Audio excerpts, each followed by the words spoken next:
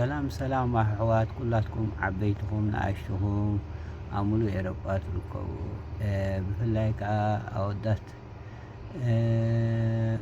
እንታይ ክብል ደልየ መሲልኩም ኣሕዋት ኣብ ኤሮጳ ትነብሩ ብፍላይ ሂወትካ ረሲዕካ ናብ ስራሕ ትኸዶሲ እንታይ ትርጉም ኣለዎ ዝብል ኣርእስቲ እዩ። እሱ ከዓ እንታይ ኩላህናሲ ናብ ስራሕ ንኸይድ ኢና ግን ልክዕ ከም ትርኪ ኢሎምልና ዘለዉ ኣብ ሰሙን 37 ሰዓታት እሁል እዩ። ምክንያቱ ቆልዓ ሰበይቲ ግዜ ይደልዩ እዮም።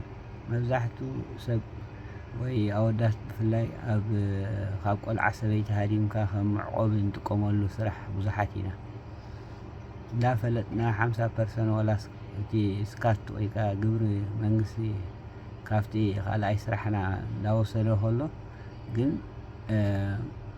ካብ ቆልዓ ሰበይቲ ሃዲምካ ንስራሕ ከም መዕቆቢ ትጥቀመሉ ብፍላይ ከዓ መብዛሕትና ወላ ሰዓት 7 ክንኣቱ ዝግባአና ሰዓት 6 ኣንጊህና ንመፅእ እዩ ተበልካ እዋ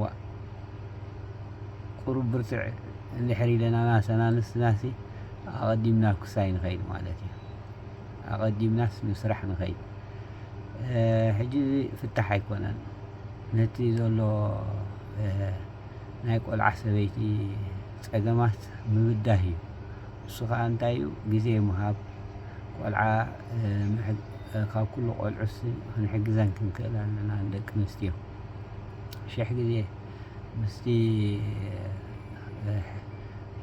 ሕጊ ናይ ኤሮጳ ማለት ትርር ዝበለ እንድዩ ብዙሕ ነገራት እውን ንዓይን ቁሩብ ዝያዳ ክሳይ ዝኸውን ዝያዳ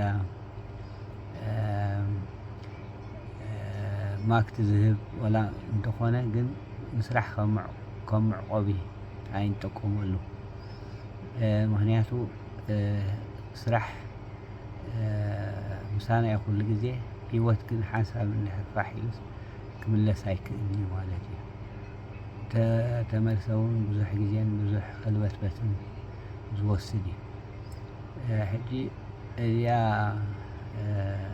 ናብ ስራሕ ቀዳምነት ሂብካ ሙሉእ ኣድህቦካ እውን ንዐዖም ወይ ንስራሕ ጥራሕ ጉንብሕ ኢልካ ምግዛእ ወይ ከዓ ሕራይ ሕራይ ምባል ፅቡቅ ኣይኮነን። ናይ ምባል ንፍለጥ ወላ ኦቨርቲት ወላ ካልእ ነገር ክፅውዑና ከለውስ ናይ ክንፈልጥ ክንክእል ኣለና። እዚኣ ወድሓንኩም ሓውኩም እየ ቻው ሰላም።